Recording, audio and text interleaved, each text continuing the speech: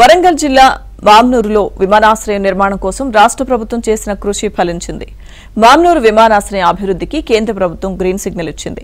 రాష్ట్ర ప్రభుత్వ విజ్ఞప్తి మేరకు కేంద్ర పౌర విమానయాన మంత్రి రామ్మోహన్ నాయుడు ఉత్తర్వులు ఇచ్చారు. శంషాబాద్ విమానాశ్రయం నుంచి 150 కిలోమీటర్ల పరిధిలో మరో విమానాశ్రయం ఉండకూడదని గతంలో జీఎంఆర్ సంస్థతో ఒప్పందం ఉండడంతో రాష్ట్ర ప్రభుత్వం కేంద్ర మంత్రి రామ్మోహన్ నాయుడు జీఎంఆర్తో ప్రత్యేకంగా చర్చలు జరిపారు. ఎట్టకేలకు ఆ సంస్థ అంగీకారం తెలపడంతో మామ్నూరు విమానాశ్రయం పనులు చేపట్టేందుకు పౌర విమానయాన శాఖ ఉత్తర్వులు జారీ చేసింది. ఈ మేరకు ఆ మంత్రిత్వ శాఖ కార్యదర్శి Amit Kumar Jha airport authority of India chairman కు లేఖ రాశారు. ఆ లేఖను రాష్ట్ర రోడ్లు భవనాల శాఖ ప్రత్యేక ప్రధాన కార్యదర్శి GMR Hyderabad international airport limited కు జత చేశారు.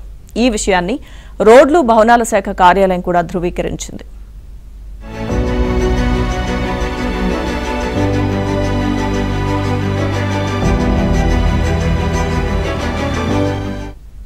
వరంగల్లోని మామ్నూరులో ఎయిర్పోర్ట్ను అభివృద్ధి చేసి అక్కడి నుంచి కార్యకలాపాలు ప్రారంభించేందుకు అవకాశం కల్పిస్తున్నట్లు లేఖలో అమిత్ కుమార్ ఝా పేర్కొన్నారు.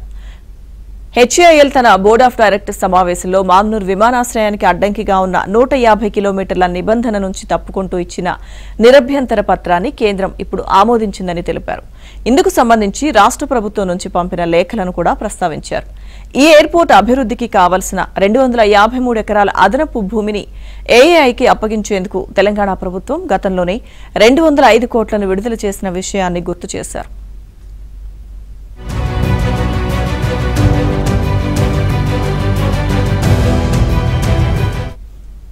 ఇక ఇది ఇలా ఉంటే మామ్నూరులో ఎయిర్పోర్ట్ నిర్మాణానికి శంషాబాద్లోని విమానాశ్రయ సంస్థ నిరభ్యంతర పత్రం ఇచ్చేందుకు సిద్దమైందని పేర్కొంటూ ఆంధ్రజ్యోతి గతేడాది అక్టోబర్ 25న మామ్నూరుకు మోక్షం శీర్షికన కథనాన్ని ప్రచురించింది.